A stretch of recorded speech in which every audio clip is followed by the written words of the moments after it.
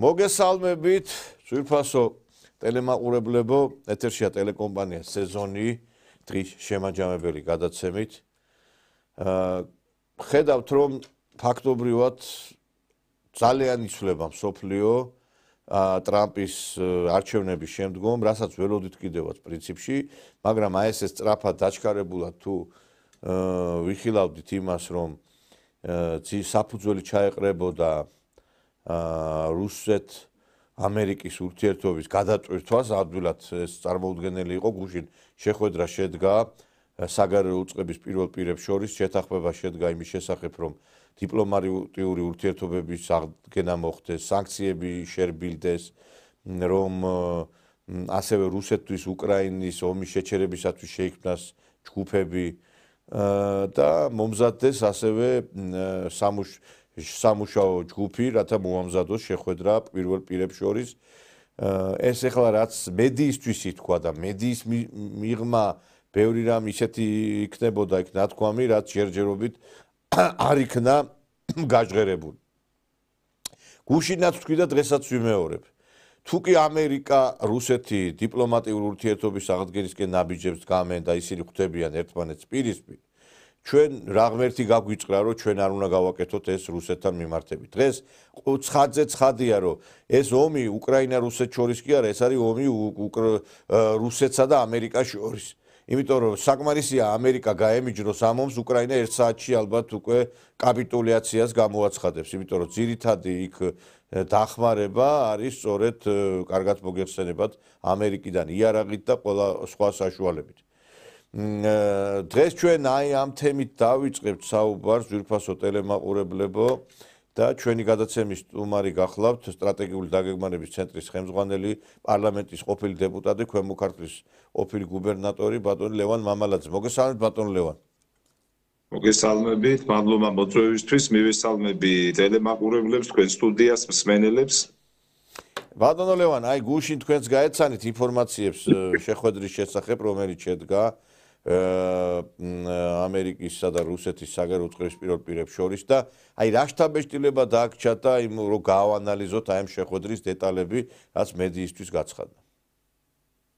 საკმაოდ საინტერესო იყო საერთოდ ეს შეხვედრა, ჯერ დარეკვა, როცა ტრამპმა პუტინს დაურეკა, არავინ ელოდა ესეთ უცბად ამ ნაბიჯის გადადგმას და შემდგომ ძალიან სწრაფად დაიგეგმა, როგორც კი მოილაპარაკეს სატელეფონო საუბრის შემდეგ, უკვე დელეგაციების და მაღალი დონის წარმომადგენლობის შეხვედრა ელ-რიადში, საუდის არაბეთში. ხა უნდა ითქვას, რომ ამან მთლიანად შეცვალა პოლიტიკური დღის წესრიგიც და განლაგებაც მთელ მსოფლიოში, განსაკუთრებით ევროპულ ნაწილში. ხა თუ კი ავიღებთ ჩვენ იმას, რომ ევროპა რას აცხადებდა და იყო მანამდე მიუნხენის მსოფლიო უსაფრთხოების, ესე იგი, ფორუმი, იქ ბენსმა, ვიცე-პრეზიდენტმა პირდაპირ გზავნილები მიაწოდა ევროპას, რომ ევროპას უკვე აღარც ლეგიტიმური, აღარც მორალური და აღარც შინაარსობრივი უფლება არ აქვს, რაიმე საკითხებში ჩაერიოს, ვინმე ჭკუა ასწავლოს იმ ფონზე, როცა თვითონ არის დამრღვევი ადამიანის უფლებების და დემოკრატიული პრინციპებისა, რაც ეს ევროპული და დასავლური სამყარო დგას ცივილიზაცია, ვთქვათ, იგივე იმ ფასეულებებისა, როცა ადამიანებს აზრის გამო აკავებენ, აზრის გამო ასამართლებენ და თუ კი ვინმე არ მოეწონათ თვითონ მოსახლეობის, ხალხის, ესე იგი, გადაწყვეტილებას და არჩევნების შედეგებს ცვლიან და მოიყვანეს იქ მაგალითი რუმინეთის და სხვები. სხვადასხვა საქართველოს რო დაესახელებინათ, ესეც ძალიან მნიშვნელოვანი იქნებოდა. ანუ წინასწარ იქ იტირა კიდევაც იმან მიუნხენის ფორუმის ორგანიზატორმა კურცხალი გადმოაგდო, არ ვიცი ხა ის ხალხის დასანახავად თუ მართლა ეტირებოდა, მაგრამ ყველა შემთხვევაში ამერიკის პოზიციის შემდეგ ევროპას საყრდენი გამოეცალა, ანუ ბაიდენი, რომელიც უქმნიდა რაღაც ფუნდამენტს, ეს არის მორყეული და სრულიად ახალ მსოფლიო წესრიგის პროექტს თავაზობს ტრამპი უყველას. ამიტომ ჩვენ დიდ სიახლეებში ვართ შესული და ეს შეხვედრა, რომელიც ჩატარდა გუშინ დაიწყო და დღეს გრძელდებოდა, ძალიან მნიშვნელოვანია. ზოგს ეგონა, რომ ეს შეკრება სხვათა შორის, რომელიც საუდის არაბეთში ჩატარდა, სადაც ხელმძღვანელი იყო რუსეთის მხრიდან ლავროვი, ხოლო იქედან State Department-ის ხელმძღვანელი მარკო რუბიო, პირველი პირები საგარეო უწყებების თუ ესე დავარქმევთ, ზოგს ეგონა რომ ეს ყველაფერი იყო უკრაინის გარშემო. არ იყო ეს უკრაინის გარშემო. ორი, ესე იგი იმპერია, მოდი ესე დავარქვათ, შეხვდა იმისთვის, რომ ჯერ მათ შორის დაელაგებინათ ურთიერთობა. და დღის წესრიგსაც თუ გადავხედეთ, როგორ იმსჯელეს საკითხებზე, უკრაინა პირველი თემა არ ყოფილა. ზოგს ეგონა რომ უკრაინისთვის იკრიბებიან, არ შეკრებინან ისინი უკრაინისთვის. პირველი გადაწყვიტეს რომ დიპლომატიური ურთიერთობები ნორმალურ დონეზე აღადგინონ და კომუნიკაციები კონდეთ ნორმალური, რომ იმდენი უამრავი პრობლემა არის, რომელიც ამ ქვეყანას აკავშირებს, უნდა იყოს კომუნიკაციის დონეზე დარეგულირებული და არა რაღაცა ის კუკუდამალობანას დონეზე რომ არ ელაპარაკონ, ეს გადაწყვიტეს. მეორე საკითხი სხვათა შორის უნდა მივუაბათ ისეც რომ ტრამპის ინტერესები ჩრდილოეთ ყინულოვან ოკეანეზე არქტიკასთან დაკავშირებით რუსეთთან ურთიერთობაში გადის და მათ ძალიან დიდი ინტერესები აქვს. იქ სრულიად ახალი ლოგისტიკური სქემები გაივლის იქა და აინტერესებს ტრამპს რომ იქ მონაწილე იყოს და არა ვთქვათ უხერხემლო არაფრის თქმელი კანადა და გრენლანდია, რომელიც ვთქვათ ეკუთვნის დღესდღეობით ავტონომიური უფლებებით დანიას, ხო? და მას აქვს გარკვეული მომენტები, რომ უნდა მას აი ამ ნაწილში შევიდეს. აქაც რუსეთის ძალიან მნიშვნელოვანია ამ თვალსაზრისით რუსეთთან ურთიერთობის დალაგება. ის თავის ინტერესებით მოქმედებს და უკრაინა რომელ ადგილზე დგას, თქვენ თვითონ შეხედეთ დღის წესრიგის მიხედვით. ანუ ეს საკითხები დაალაგეს ერთმანეთში ურთიერთობის აღდგენა, შემდგომ ეკონომიკური პრობლემების დარეგულირების საკითხი, ეს იყო მეორე საკითხი, სხვათა შორის ძალიან მნიშვნელოვანია და ეხლა ციფრებს უყურებდი, დათვლილი იყო რა წააგო, რუსეთმა წააგო ამ სანქციების შემოგვებით თუ ამერიკამ. ეხლა გაანგარიშება როგორაა, იცით, რუსეთმა თუ ავიღებთ თუ რამე წააგო, რაღაცეებში მართლა წააგო, მაგრამ მას თავისი ენერგომატარებლების ნავთობის გაზის რეალიზაცია არ შეუმცირებია და ეკონომიკის ზრდა 4%-ზე მეტი. მაშინ როცა ევროპის წამყვან ქვეყნებს რეცესია ნული აქვს, გერმანიას ნულზე დაბლა აქვს. წარმოიდგინეთ. და რუსეთს აქვს 4%-ზე მეტი ეკონომიკის ზრდა სანქციების პირობებში. და ასევე გამოყვანილი იქნა ციფრი, რომ აი ზუსტ ციფრს გეტყვით, 324 მილიარდი შემოსავალი დაკარგა სანქციების შემოღებით შეერთებულმა შტატებმა. რუსეთთან სანქციების შემოღებით. ანუ რუსეთის ეკონომიკა გაიზარდა და 324 მილიარდი დაკარგა იმან რა ქვია, შეერთებულმა შტატებმა. ეს მათი წარმოდგენილი ციფრებია. ანუ თუ კი შევხედავთ იმას, რომ ტრამპი ყოველთვის როგორც ბიზნესმენი იწვის, სად როგორი მომენტებია და შევადარებთ, მაგალითად ახლა უკრაინაზე გადავდივართ, შევადარებთ უკრაინის ომში მიახლოებით 350 მილიარდი ჩადეს. 350 მილიარდი რო ჩაიდო, იქედან რა თქმა უნდა ნაწილი ადგილობრივი სამხედრო წარმოებებს დარჩა, მაგრამ ნახევარი მიახლოებით ზელენსკი კიდე იძახოდა რომ ცოტა მომცესო, ნახევარი რაღაც თანხა წავიდა 127 მილიარდზე იძახდა რომ მივიღეო ზელენსკი. 127 მილიარდი მიიღო ზელენსკი. ანუ ამ ციფრებსაც თუ ავიღებთ ხო ამ 350-დან რომელიც უკრაინაში დახარჯა, ხო? თუ ავიღებთ სანქციების შედეგად უფრო მეტი ზარალი მიიღო. ანუ უკრაინის სანქციების შედეგად უფრო მეტი ზარალი მიიღო და არაფერი შედეგი დიდი არ მიუღია, თქვათ იგივე თავისი სამხედრო წარმოების გაზრდით შეერთებულ შტატებს. ამას ზიან და სპეციალისტები თვლიან. და ეს დადგა დღის წესრიგში ეგ საკითხი, თვითონვე გააჟღერა სხვათა შორის იქ ამერიკის დელეგაციამ, რომ ჩვენ განვიხილავთ, უცბად ეს არ მოხდება, მაგრამ განვიხილავთ სანქციების თემატიკას და ამ საკითხს კიდევ ასევე მოგვიწევს დალაპარაკება ევროკავშირთან, იმიტომ რომ მათ კიდე თავისი რაღაც სანქციები აქვს თანხმდრილი მიღებული. ანუ უკვე ეს საკითხის დააყენა, დადგა. ეს თემაც დადგა. შემდგომ ძალიან მნიშვნელოვანი თემა იყო უკრაინასთან დაკავშირებით, ხო? ხა შევხედოთ, არ დაუძახეს იმას, რა ქვია, ზელენსკის არ დაძახებას ჰქონდა რამდენიმე მიზეზი. ჯერ ერთი რუსეთი ამბობდა ჩვენ მზადავართ შევხვდეთ ლეგიტიმურ წარმომადგენელს. იმიტომ რომ ჩვენ მე ვანალიზებ ამას, ვის რა პოზიცია ეკავა. ამერიკელებმა იცოდნენ რომ დაეძახათ ზელენსკისთვის, რა თქმა უნდა შეიძლება მოსულიყო, მაგრამ ის ლეგიტიმური წარმომადგენელი ვერ იქნებოდა, იმიტომ რომ მას კონსტიტუციით პრეზიდენტის უფლებები არ აქვს.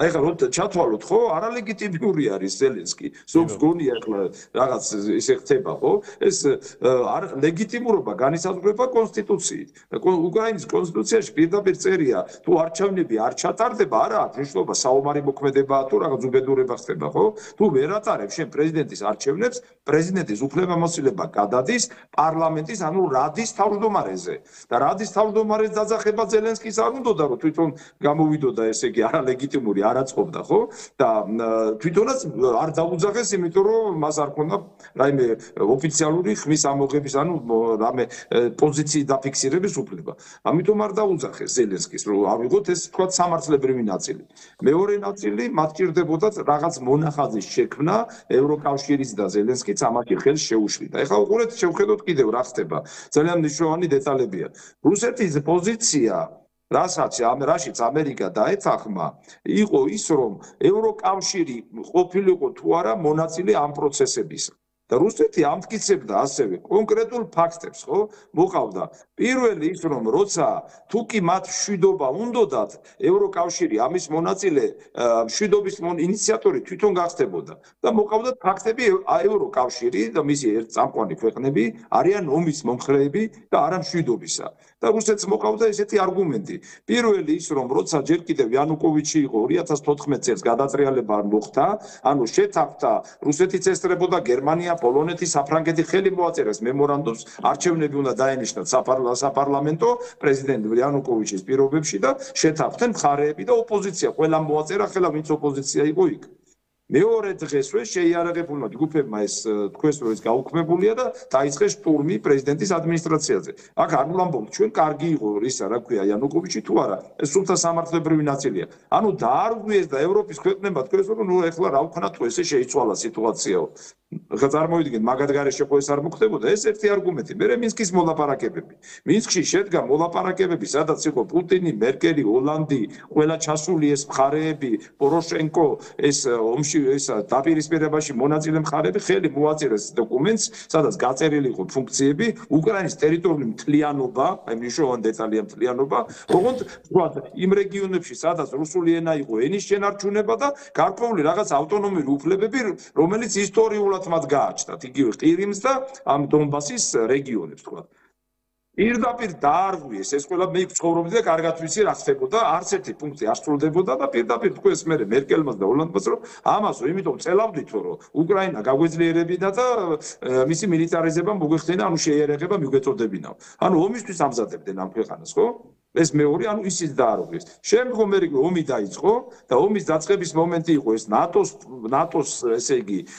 გაწევრიანების თემატიკა აქ საქართველოსაც ეხება მინდა შეგახსენოთ ანუ სულ ამბობდა რუსეთი პუტინი ჯერ კიდევ ერთი 10 წლის წინ და უფრო მეტისაც რომ ნუ ავცელებთ ნატოს ნუ მოდიხართ ჩვენ გვერდით ნუ გვიქმნით საფრთხეს და ასე შემდეგ ამბობდა და ტრამპმა არჩევნებამდეც კი განაცხადა რომ ეხლა მხარი დაუჭირა ამ ამბავს რომ მიზეზი კონფლიქტისა მიუხედავად იმისა რომ რუსეთმა დაარღვია საერთაშორისო სამართალი შეიჭრა უკრაინაში და ასე შემდეგ და ოკუპაცია გააკეთა ტერიტორიების ხო მიზეზი შინაარსობრივი მიზეზი იყო ნატოს გაფართოება მე მგონი მან თქვა ერთი მინდა თქვა აიყურეთ რა მომენტია რომ ტრამპმა თქვა რომ თქვენ წარმოიდგინეთ რომ ამერიკელებს უთხრა ეხლა რუსეთის მოკავშირე რო იყოს მექსიკა და რუსეთის სამხედრო კავშირში შევიდეს და აქ ჩვენთან შეიარაღება რო შემოიყვანონ ჩვენ რა რეაქცია გვექნებაო ანუ აქ უკვე დადგა საკითხი და ეს დღის წესრიგში ჩაიწერა რომ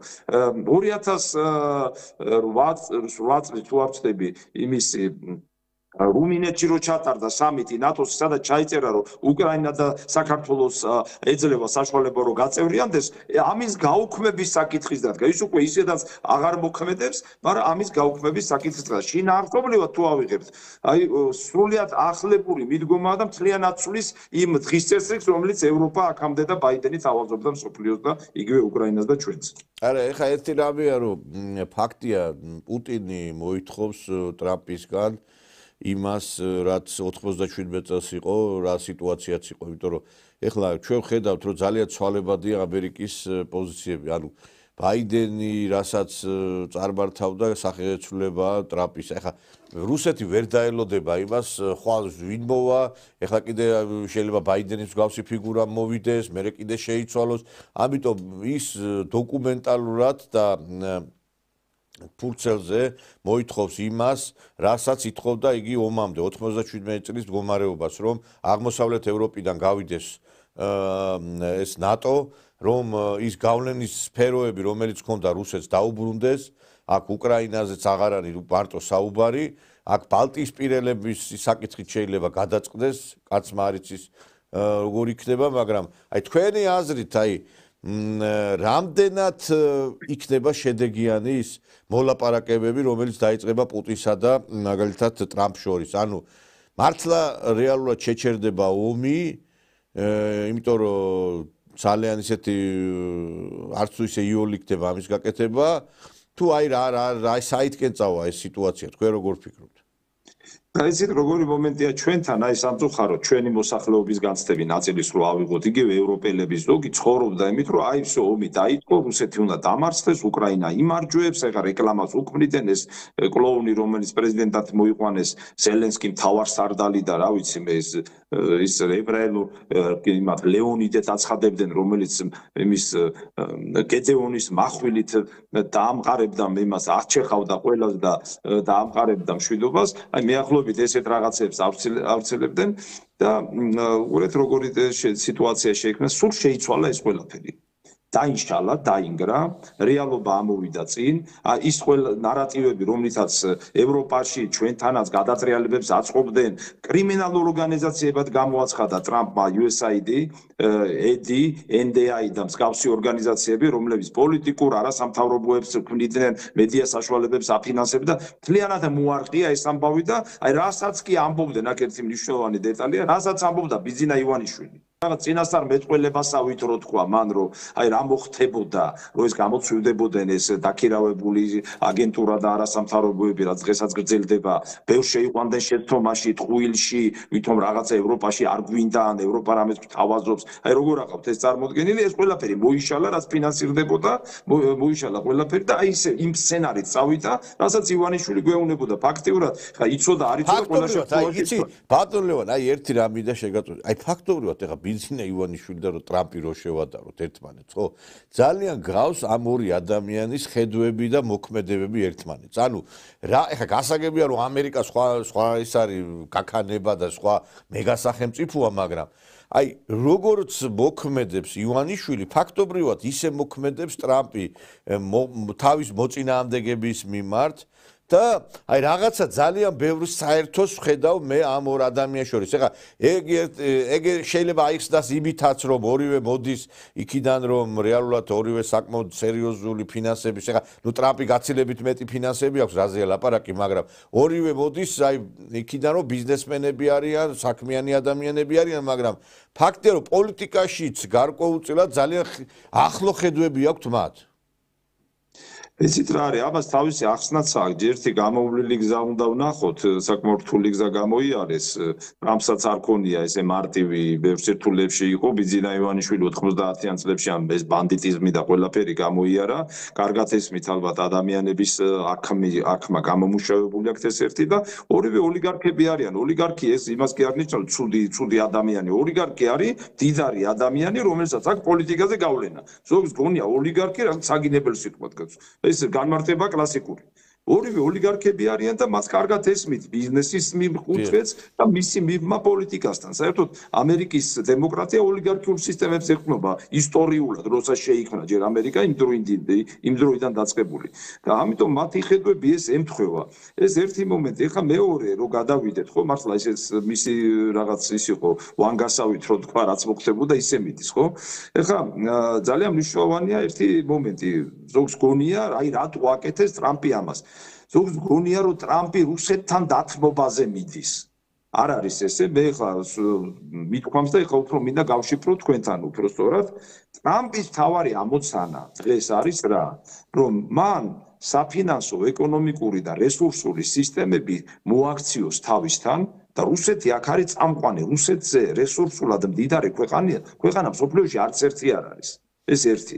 რუსეთი ისე გააკეთა უგუნურმა პოლიტიკამ, ბაიდენის და ევროკავშირის უგუნურმა პოლიტიკამ, რომ ჩაახუტეს ერთმანეთთან ჩაუხუტებელი ჯგუფები, რუსეთი და ჩინეთი.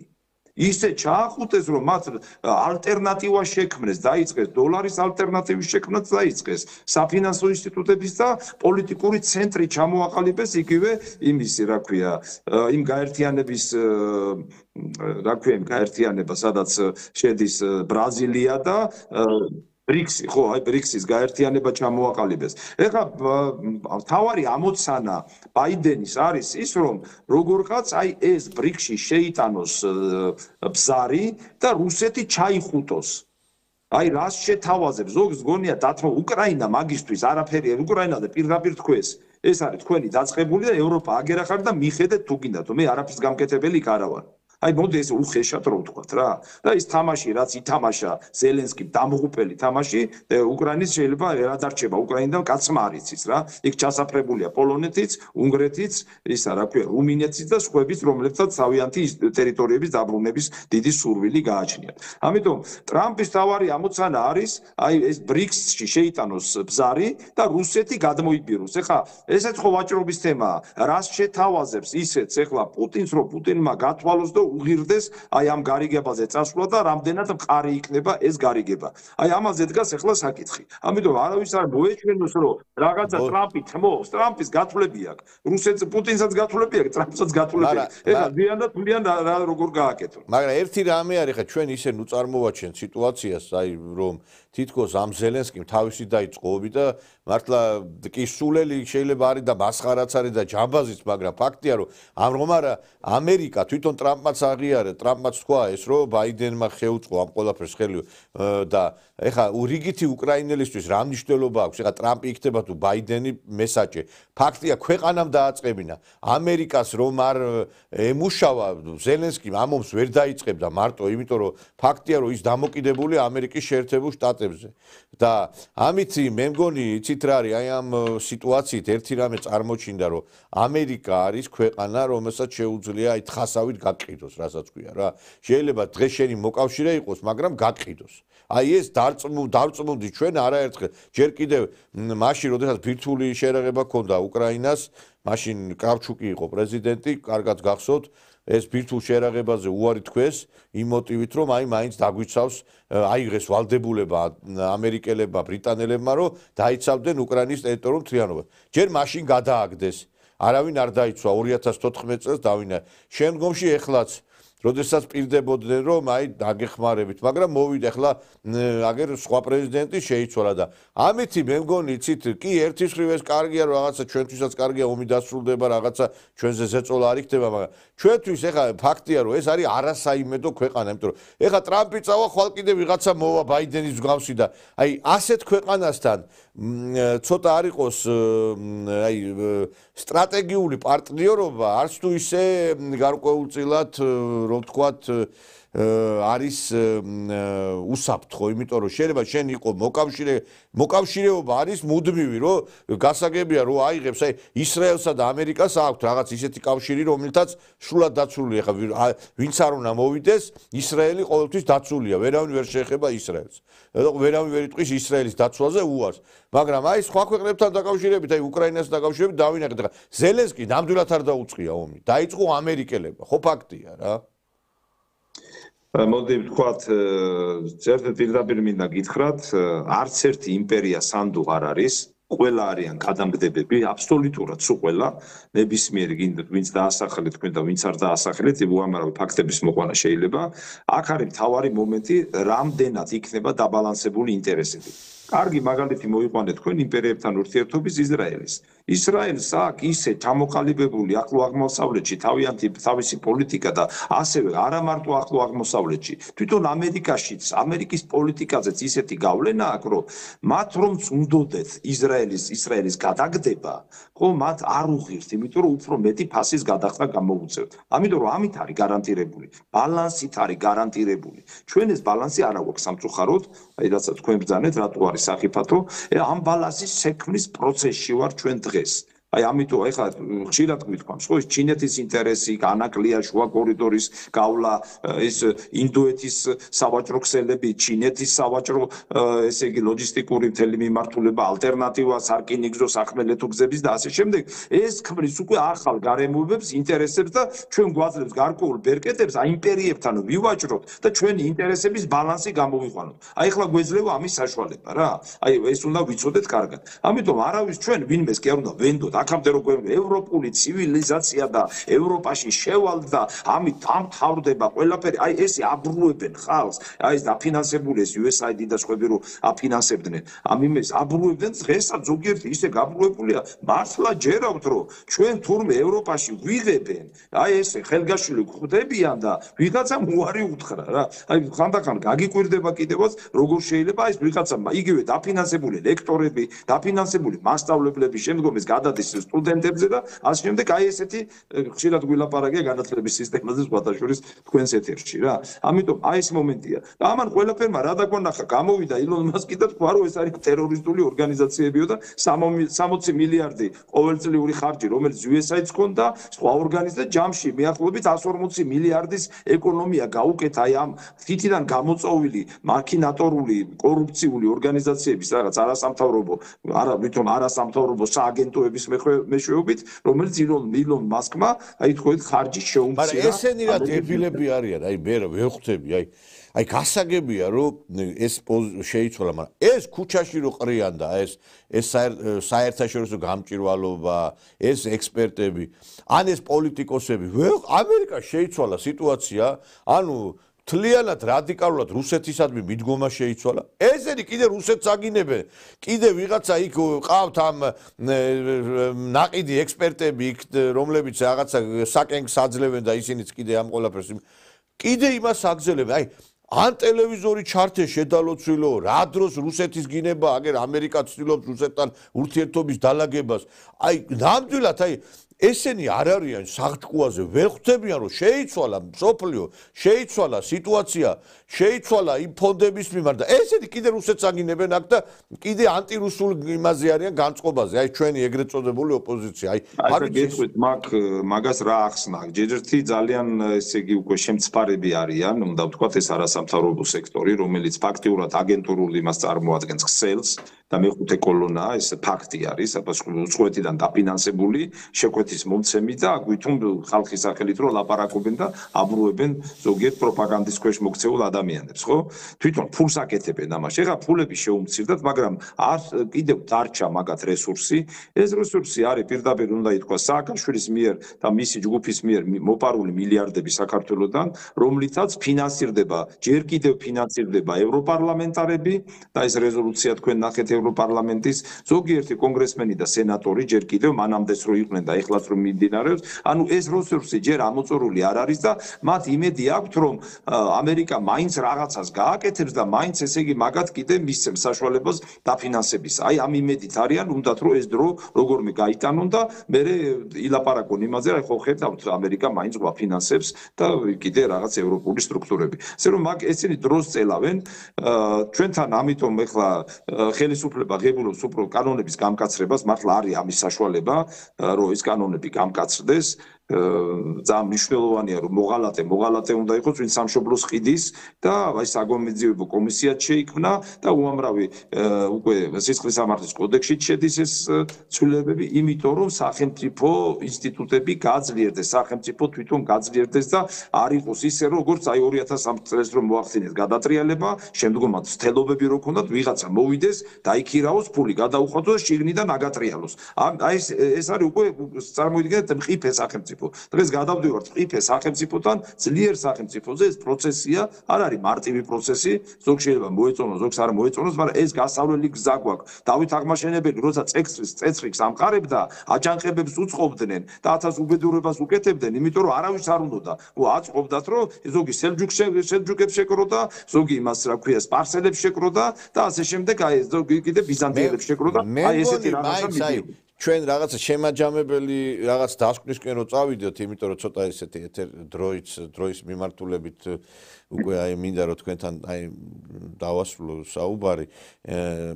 აი მე მგონი ისეთი გარკვეული ძვრები მიდის ჩვენი ქვეყნისათვის სასარგებლო იქნება, იმიტომ რომ ჩვენ გვეძლება ხელფეხი გვეხსნება რომ ამ მოღალატეებს მოუგრიხოთ კისერი და ამათ ფარველები ხმას ვერ ამოიღებენ, იმიტომ რომ ვინც ყავდა ფარველები ისინი მწვანე შუქს აგვინთებენ, იმიტომ რომ ისინიც იმაზე არიან რომ აი ეს ხალხი რომლებიც ჩვენთან არიან ფინანსდებოდნენ ტრამპის მტრებისგან პირადად და ჩვენ გვეძლება საშუალება რუსებთან ურთიერთობაც დავალაგოთ, იმიტომ რომ თვითონ ტრამპი აღ ვერ გვეტყვის ტრამპი რომ რუსებს რატო ელაპარაკებით, იმიტომ რომ თვითონ ელაპარაკება.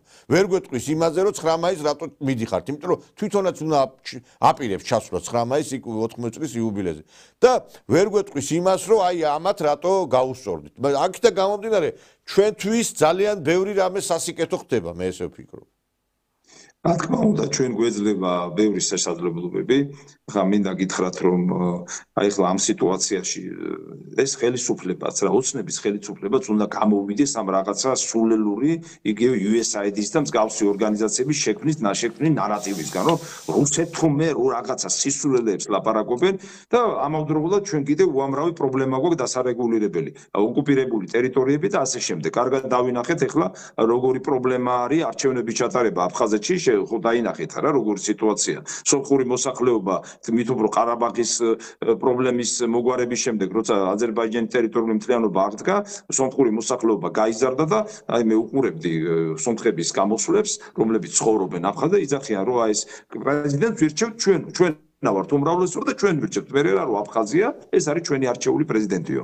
ეხლა მივაქციოთ ამას ყურადღება და რუსეთ ძალიან ესეთი დაურუგლებელი პრობლემები აქვს შიგნით ესე მარტივად არ არის როგორც გონია რომ რაღაც სპეცსამსახურები ყველაფერს წყვეტენ. იქ ბევრი რაღაცა ისეთი თემა არის. ამას რატო ვიძახით? ჩვენ უნდა დავიწყოთ უკვე ამაზე მუშაობა.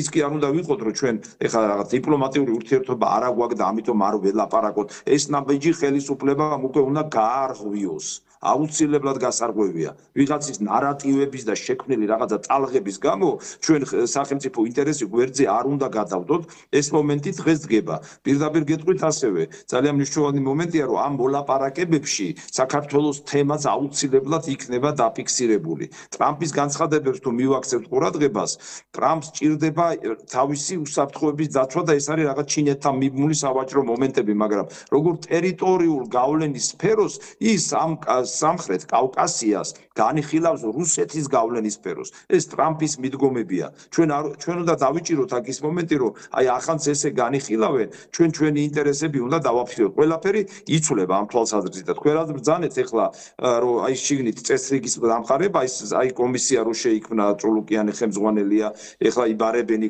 თავიდან უნდა დაიწყოს ჯერ გამსახურდიას დროს რა მოხდა, გადატრიალება მოხდა, 2003 წელს რო გადატრიალება მოხდა, არჩევნები გააუქმეს, აი ხა რამხელა რამე მოხდა მაშინ. წარმოვიდგინეთ, ესე იგი გადატრიალება მოახდინეს, ელჩები მიცვივდნენ 2003 წელს, ტასკი შემოკრეს, ლეგიტიმაცია გადატრიალებას გაუკეთეს.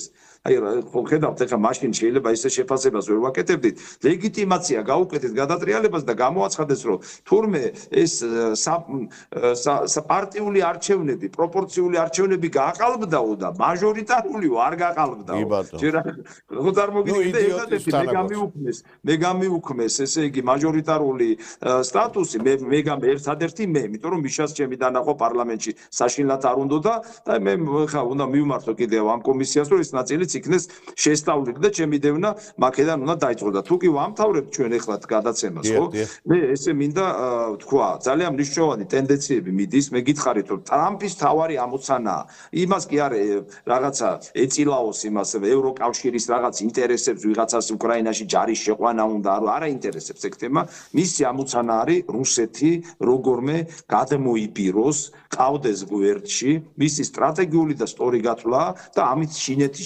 შეასუსტოს და ეს ბრიქსის რაღაც მომენტი ალტერნატივა შეასუსტოს და ასევე მეორე გლობალური თემა ილონ მასკიდან გამომდინარე და ილონ მასკი აბსოლუტურად სხვა ხედვის ადამიანია აი თქვენს ეთერში მინდა გავიმეორო ზოგს უყვირს ეს თანხები ამდენი თანხა იპოვა კორუფციული გარიგებები იქ შიგნით ეს სოციალური კორუფციაზე ჩვენთან ლაპარაკობენ სოციალურ სისტემა დაფინანსების სისტემაში 150 და 200 წლიანი ადამიანებია უკვე რო არ არსებობენ იმათ აფინანსებდნენ ხო ფაქტები ამოვიდა და წარმოიდგინეთ მიახლოებით ეხლა 300 მილიარდზე მეტი თანხის მობილიზებას აკეთებენ აი ამ გადამალული და კორუფციული სქემებიდან და რისთვის უნდათ ეს იმიტომ თავარი ერთ-ერთი მისია რაც აი გლობალური ჩვენი დედამიწისეული მისია არის ილონ მასკის თავარი ამოცანა არის რომ გაიგზავნოს ჩვენი ცივილიზაციის დაჯგუფება მარსზე და ამას ფული ჭირდება და მაგან ფაქტიურად ეს კორუფციებს ბოლოს მოუგებს და ფული თვითონვე იშოვა ასე რომ ამას რატო ვამბობ იცით ნიკოლოზ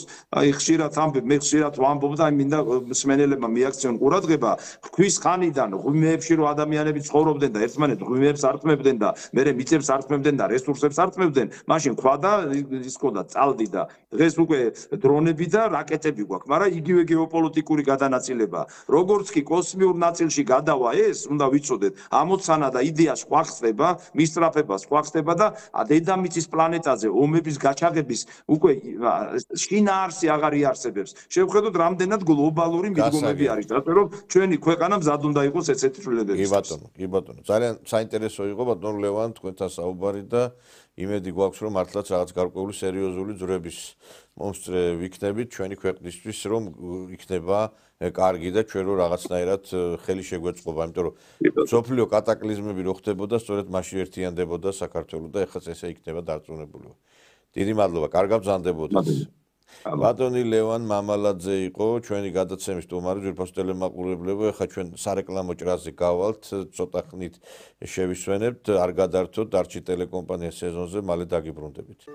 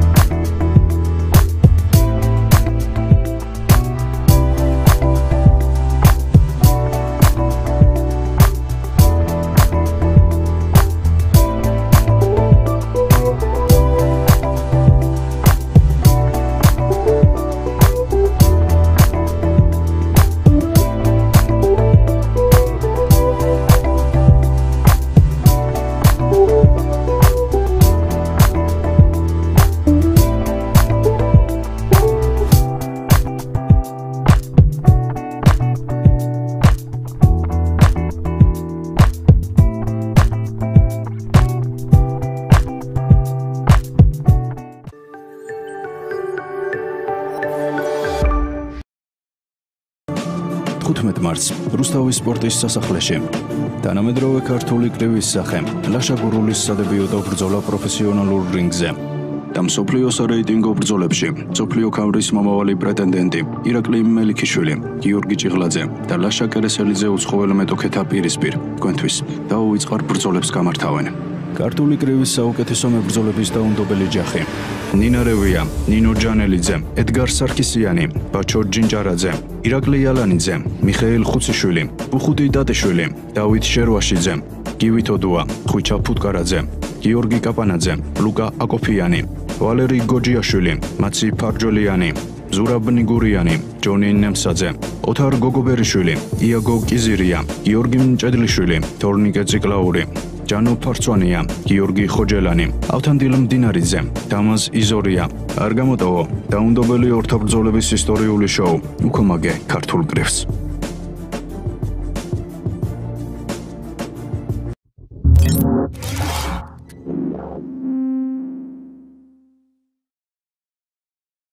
საქართველო მედია ზონდერების გარეშე.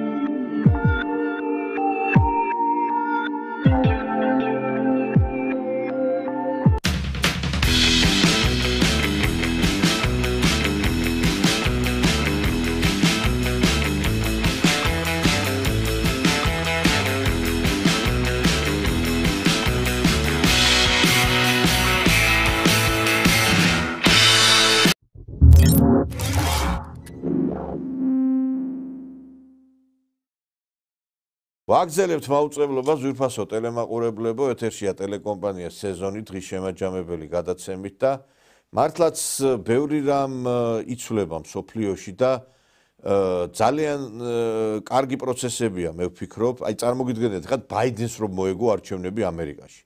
ეს ფთაშესხმული ოპოზიცია 10 მაგი ძალებით შეუტევდა პარლამენტს, ესენი ჭკუაზე გადავიდოდნენ და მართლაც სასწაულ დღეში ჩავარდებოდით ჩვენ. აქ შეიძლება მართლაც კატასტროფა მომხდარიყო საქართველოში.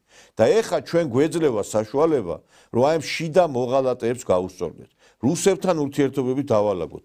ალბათ ვერც კი წარმოიდგენდათ თქვენ და ბევრიც ამ პოლიტიკაში თუ გამოვიდოდა მამუკა ხაზარაძე და რუსეთთან ურთიერთობების ადგენაზე და მათთან საუბარზე, რუსეთთან საუბარზე დაიწყებდა რიტორიკულ რაღაცა მსჯელობას. დავიწყებთ მოლაპარაკებას რუსეთთანაც, მაგრამ მაგიდაზე მარტო არ დავჯდებით. იმიტომ რომ პატარა ქვეყანა ვართ, საშუალება გვაქვს ჩვენ რომ აქ ბალანსი მივიღოთ. რუსეთი მეგობრებით სამყავს და ძალიან მაგრა ვიცნობ რუსულ კულტურასაც, პიტერ გეუნე. დავიწყებთ მოლაპარაკებას რუსეთთან. აი ატყობთ ალბათ, ხო? ესე იგი, მეგობრებიც ყავსო, იქო ნაცნობებიცო, მოლაპარაკებებს დავიწყებთო. ადრე სხვაგვარად ფიქრობდა, ბორჯომი არ გავიტანოთო და ისაო ემბარგო და დაუწესოთ სანქციები რუსულ პროდუქციაზე. გახსოვთ ხო ეს რომ შემოვიდა პოლიტიკაში ამას იძახდა, სანქციებს საუბრობდა. დღეს რომ შეიცვალა სიტუაცია, არსებობს ბოროტი ხმების მოტანილი ამბებით, რომ ეს დაძვრება მოსკოვში თავისი ემისრების მეშვეობით და ცდილობს იქ რუსეთის ხელისუფლებასთან დაალაგოს სიტუაცია. სხვათა შორის ამაზე საუბრობენ და კიდე ბევრ ნაციონალების ლიდერებზე, რომლებიც ცდილობენ რომ ეხლა გადაპორტიდნენ უკვე რუსეთის მიმართულებით, იმიტომ რომ ყველამ კარგად იცის რომ აქ ამ რეგიონში უკვე ყველაფრის წარმმართველი იქნება რუსეთი. თუ აქამდე აქ ამერიკა ურევდა სიტუაციას, ეს წარსულს ჩაბარდა. და ეხლა უკვე ეს ხალხი ცდილობს რომ აი აქ რუსეთთან რაღაცა საერთო ენა მონახოს. ეს არის ძალიან ისეთი ნიშანდობლივი ფაქტი და ჩვენ რაზეც საუბრობდით, აი ეს წლებია 20-25 წელია რუსეთთან ურთიერთობების დალაგებაზე, შეიძლება ჩვენ გითხრათ, თქვენ მინახარ, ჩვენ ვაკეთებდით ამას და თქვენ კი არ ლაპარაკობდით.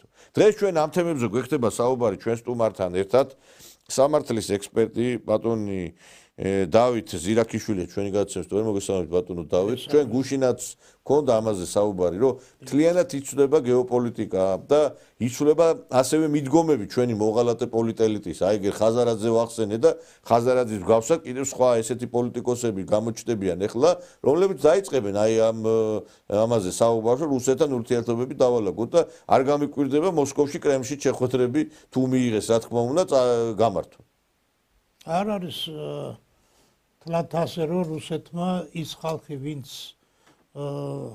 აქედან მას ასე ვთქვათ აგინებდა მოუწოდებდა ხელისუფლებას მეორე ფრონტის გახსნას მოუწოდებდა ხელისუფლებას სანქციებზე მიერთებას ის ხალხი რაც არ უნდა ასე ვთქვათ ქონების და დივიდენდების ფლობელი იყოს რომ მათთან რუსეთის ხელისუფლება რაიმე დიალოგი წარმართოს. ეს ის ხალხია, ვინც ქართველი ერის გენოციდი განახორციელა და ამაში ყველაფერს აბრალებს რუსეთს, როცა თვითონ არიან ყველივე ამის ჩამდენი. ის რომ რუსეთს საქართველოსთვის ასე ვთქვათ კეთილი სურვილები ამოძრავებდა და არ უნდა საქართველოს რუსეთის ურთიერთობის დაძაბვა ეს გახდა ღია და აშკარად ჯერ კიდევ როდესაც სააკაშვილის ხელისუფლებამ დაარღვია სტამბულის შეთანხმება 1998 წელს შემდგარი შეთანხმება რომლის თანახმად რუსებს უნდა გაეყვანათ აქედან შეიარაღებული ძალები 2009 წლამდე და მის სანაცვლოდ ბათუმში და ახალქალაქში უნდა ჩამოყალიბებულიყო ანტიტერორისტული ცენტრი რუსეთმა დაჩქარებულად 2006 წელში გაიყვანა მთლიანი დაჯგუფება ამის ნაცვლად სააკაშვილმა უარი უთხრა ამ ანტიტერორისტული აქტების ტერორისტული ცენტრების გახსნაზე და პირიქით 2008 წლის გაზაფხულზე ნუ თელიას პერიოდი 2006-7 წელი მოანდომა სამხედრო ძალების შეიარაღებას და გაცვნას და 2008 წლის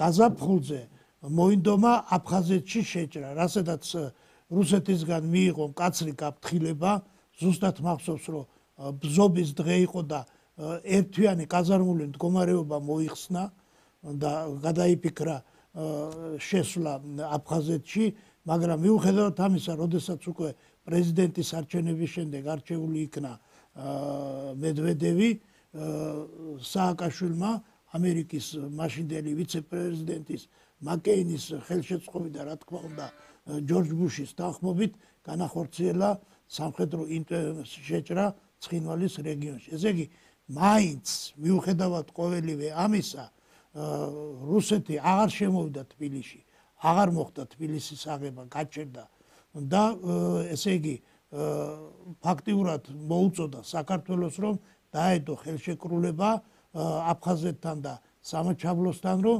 ის სამხედრო ძალით აღარასოდეს აღარ მოახდენდა თავდასხმას ამ რეგიონებზე, მაგრამ არ დათანხმდა ამაზე სააკაშვილი და ნუ რა თქმა უნდა ამას ამერიკა მხარს უჭერდა და იძულებული გახდა მერე რუსეთი რომ მოხდარიყო ამ ორი ქართული ტერიტორიებისზე მოხდარი ამ ტერიტორიებზე არსებული ქვეყნების ტერიტორიაზე არსებული სამაჩაბლოს და აფხაზეთის დამოუკიდებელ რესპუბლიკად ცნობა. ეს იყო ისევ ჩვენი ქმედებებიდან გამომდინარე. ამიტომ დღესდღეობით ერთადერთი მხარდამჭერი და საქართველოს სუვერენიტეტის გარანტი ეს არის რუსეთის სახელმწიფო. სხვა მეტი ჩვენ მეტი სხვა მხარდამჭერი არავინ არ გვაქვს. გასაგები. მაგრამ ერთი რამე არის, რომ პოლიტიკა ისეთი რამე არის, რომ თქვენ რო თქვით არ მიიღებენო და არ დაელაპარაკებინე, ანუ მე ცოტა შეგეკამათებოდი თამაში და გეტყვით ერთ რამეს. პოლიტიკა არ არის ორხაზოვანი. შეიძლება შენ დღეს აგინებდე და ერთი რამე არის კიდე, ვინც რუსეთს აგინებდა, შეიძლება ის რუსეთის გარკვეულ სამსახურებთანაც იყოს კავშირში. არ არის ესე პოლიტიკა, რომ ზოგს გონია, რომ რომელიღაცა ქვეყანას რო აგინებს, შეიძლება იმ ქვეყნის გარკვეულ ინტერესებთან იყოს კავშირში. არც ეს არის გამორიცხული და ორმაგი რაღაცა დატვირთვა ქონდეს. პოლიტიკა ესეთი რამეა, რომ ჩვენ რო გადავხედოთ, ეხლა ქამელეონებით იცვლებიან ეს პოლიტიკოსები და პარტიები. ზოგი კონსერვატორი იყო, ეხლა სხვაგვარი აქვს, ან ზოგი ლიბერალი იყო, კონსერვატორი გახდა. ამიტომ ერთი რამეა ხელისუფლებამ ვიღოთ იმისა რუსეთში ვინ ჩავა და ვინ დაიწყებს საუბარს, რუსეთთან უნდა ჩვენ გქონდეს ისეთი ურთიერთობა, რომ რუსეთს არც გქონდეს სურვილი, რომ სხვასთან მონახოს სხვა ძალასთან გარდა ხელისუფლებისა დიალოგის წარმართვა. ანუ მათ ჩვენმა ხელისუფლებამ ყველაფერი ისე უნდა წარმართოს, რომ რუსეთს არ გქონდეს გარკვეულ ფიქშიაც კი ის, რომ მოდი სხვა ძალაზე გავაკეთო აქცენტი. იმიტომ რომ დღეს ფაქტია, რომ რუსეთის ხელისუფლება ენდობა დღევანდელ ხელისუფლებას და ჩვენ ხედავთ, რომ როგორი დადებითი სიგნალები მოდის, ისინი კმაყოფილები არიან, პუტინმა არაერთხელ გააკეთა განცხადება, მე გაოგნებული ვარ, რომ აი ამ ზეწოლის დაწოლის მიუხედავად, როგორ დგანანო სახელმწიფო უწყებებიო და მართლაც აი სახელმძღვანელო წიგნში არის შესატანი ჩვენი სამართალდამცავი სტრუქტურების აი ესეთი აი კარგი მოქმედება, იმიტომ რომ რაც მაგათმა გააკეთეს, ყველაფერს აკეთებდნენ აქ, რომ გამოიყვანათ მოთმინებიდან პოლიცია, რაღაცა ზღვარს გადასულიყო პოლიციის მოქმედება, პოლიცია მოითმინა, მათი თავხედობა მოითმინა ის შეურაცხყოფები და ბოლო მივედით იქამდე, რომ სამშვიდობოს გავედით ჩვენ თორე. აქ იღა სააკაშვილის ის რო ყოფილიყო პოლიცია, ეგენი გაუძლებდნენ ამას ეხლა გინებას, ლანძღვას პირდაპირ სპეცნაზის მეთაურს დედას აგინებდნენ, აფურთ ეკურთხებდნენ პოლიციელებს, ესროდნენ იმებს, მოლოტოვის კოქტეილებს. ამას ვინ მოითმენდა? ან რომელი პოლიცია მოითმენდა? 2011 წლის 26 მაისის აქციის დარბევა ავიღოთ. კაცო, იქ რამდენი ხალხი დაიყოცა? ხო და ვინ ხმარა მოუღია მე არავის იქ ზედმეტი არც იმაზე პოლიციის მიმართ, არც რაიმე დაუწვიათ. იქ რო ვინმეს ეხა ერთი ხლაპუშკაც კი ესროლა იმისთვის პოლიციელისთვის, გადაწვავდნენ, გადაბუგავდნენ იმ აქციის მონაწილეებს და ჩვენ დავინახეთ რომ ყველაფერი ჩაკეტეს, გასასვლელები და რა უქნეს მომიტინგეებს იქ და ამიტომ ერთი რამე არის რომ დღეს ხელისუფლებამ უნდა გამოიყენოს ეს სიტუაცია, რაც არის შექმნილი მსოფლიოში. ჩვენ ფაქტობრივად, აი, ამერიკამ გითხრა, რაც კიდაც ის გააკეთეთ. ჩვენ არ ჩავერევით თქვენ საქმეებში. ამიტომ ჩვენ მივიყვანოთ ესა, გავწმინდოთ ეს ხელისუფლება მოღალატებისგან.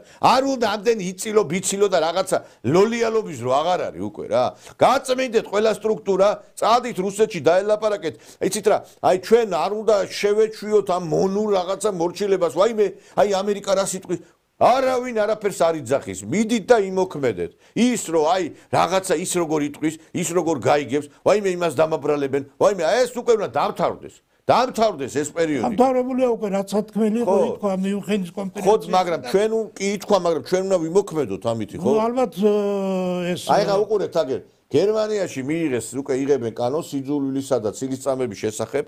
რომელიც სწორედ ევროპამ დაუდო საფუძველი. დია რომ ჰოლოკოსტის უარყოფა და ნაცისტური სიმბოლიკის გამოყენება დასჯადი ქმედება. არის თუ არა დანაშაულის საჯარო სივრცეში ადამიანისთვის შეურაცხყოფის მიყენება. დიახ, ეს დანაშაულია. ონლაინ სივრცის შემთხვევაშიც შესაძლოა უფრო მაღალი სასჯელის განისაზღვროს თუ ინტერნეტის მეშვეობით მიაყენებთ ადამიანს შეურაცხყოფას.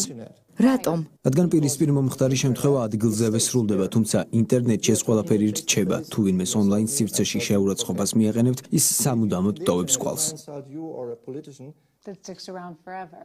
გერმანელმა კანონმდებლებმა ასევე აღნიშნეს, რომ დასჯად ქმედებად ჩაითვლება ზიანის მომტანი ჭორების გავრცელება, ძალადობის შემცველი მუქარა და ადამიანების არასწორი ციტირება. თუ ადამიანი ინტერნეტში მცდარ ინფორმაციას განათავსებს, ხოლო ამ პოსტს სხვა ადამიანი მოიწონებს ან გააზიარებს, ეს უკანასკნელიც დანაშაულის მონაწილეა? დიახ, მცდარი ინფორმაციის გავრცელება დანაშაულია, რადგან მკითხველისთვის ბუნდოვანია ინფორმაციის ფაბრიკაციას თავად ახდენთ თუ უბრალოდ სხვის ინფორმაციას აზიარებთ. სიძულვილის ენის დანაშაულში მხილებულ პირებს დანაშაულის განმეორებით ჩადენის შემთხვევაში შესაძლოა დროის ციხეში გატარებაც მოუწიოთ, თუმცა უმრავლეს შემთხვევაში მოსამართლე ჯარიმითა და ელექტრონული მოწყობილობების ჩამორთმევით შემოიფარგლება. ეხლა ერთი რამეა უყურეთ ჩვენ აი ხა რომ ლაპარაკობთ რომ აი შეიცვალა და რო შეიცვალა უნდა შევცვალოთ აი ეს მედია ზონდერების საკითხიც ჩვენთან. აი ეს ფაქტ-ჩეკერები და ეს მითების დეტექტორი, ეს კინწურაშვილი, პირველ რიგში აი ეს უნდა გასამართლდეს. აი ეს უნდა დავიჭიროთ კინწურაშვილი და ის ვინც ჩვენ არ გვაძლევდა სოციალურ ქსელში საუბრის უფლებას. ეხლაც გრძელდება ტერორი. ხა ისეთი შეიძლება არ არის როგორც ადრე იყო, მაგრამ ყველაფრის უფლებას გვართმევენ ესენი. და ბოლო ჩვენ უნდა უთხრათ ამერიკელებს რომ მოგვაცილონ ეს კინწურაშვილები, ეს ხოშტარიები, რომლებიც ორგანიზაციებიც აკონტროლებენ. რაღაცა 1-2 სიტყვა თქვი, იმ წუთასვე აკრობენ შენ გვერდს და განადგურებ. აი ხა მე ვფიქრობ, აი ეს წლები რაც ჩვენ ტერორი მოგვიწყო, რაც მედია ტერორი მოგვიწყო ამ ორგანიზაციებმა, ყველა ეს პირი პასუხისგებაში უნდა მიეცოს მე მგონი, იმიტომ რომ ეს სისხლის სამართლის დანაშაული იყო, რასაც ესენი აკეთებდნენ. აზრით თავისუფლად გამოხატვისთვის ხელის შეშლილი. ხო, რა თქმა უნდა. ამის შესახებ თვითონ Facebook-ის დამაარსებელმა ზუკერბერგმა ტრამპთან შეხვედრისას თქვა და მხარი დაუჭირეს და არ ვიცი ახლა მე შოთშორის დღე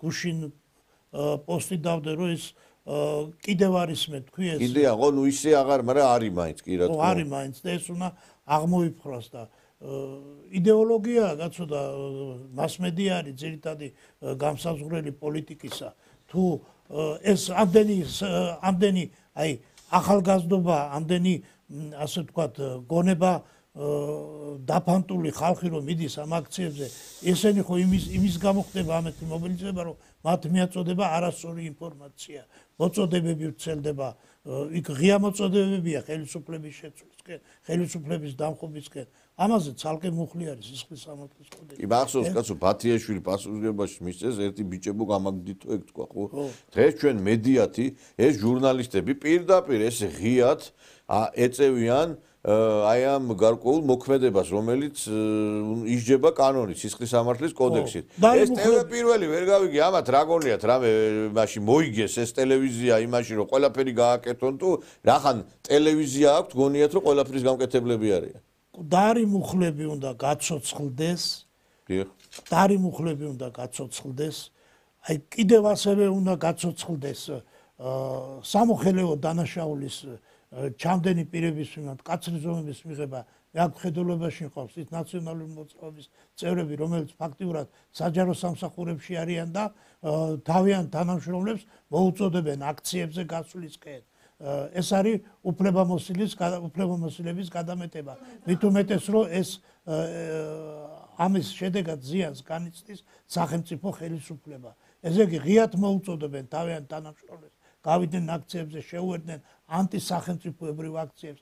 ეს არის მეხუთე კოლონის მიერ მოწყობილი აქციები და ის საჯარო მოხელეები, რომლებიც მონაწილეობას ღებულობენ და მათი ხელმძღვანელები უნდა მიეცნენ სისხლის სამართლის პასუხისგებაში. აი ახლა ჩვენ ამერიკამ ნამდვილი ტერორი მოუწყო აი ამ ფონდებს, აი ამ ორგანიზაციებს, რომლებსაც ჩვენ აი ესე ლაპარაკობდა, რომლებიც ჩვენც აი ესე ტერორს გვიწყობენ, ფაქტობრივად ამერიკამ მოგცა მაგალითი თუ როგორ უნდა გაუსწორდეთ კრიმინალებს. ეხლა აგე USAID-ზე თქვენს რომ კრიმინალები არიან, ბანდიტები არიანო და ეს USAID იყო ყველა აი მოღალატეს რო აფინანსებდა და ამიტომ ჩვენ ის ნათქვამი რო იყო დავეწიოთ და გავასწროთ ამერიკის შეერთებულ შტატებს. ეხლა ამერიკის შეერთებულ შტატებს თუ არ გავასწრებთ, ისე მაინც ვიმოქმედოთ როგორც ამერიკა მოქმედებს და თან ეს იდიოტებიც ამერიკულ დროშებს აფრიალებენ. რა აქვთ ეხლა სათქმელი? გინდოდათ ამერიკა გენაცვალე, აი აგე რაც ჩვენ მოქმედებთ როგორც ამერიკელები მოქმედებენ. აი ეს არის მარტივი გამოსავალი ამ ситуации. Дональд Трамп задушил и унизил Европу всего за 3 дня. К такому выводу пришел американский портал Axios.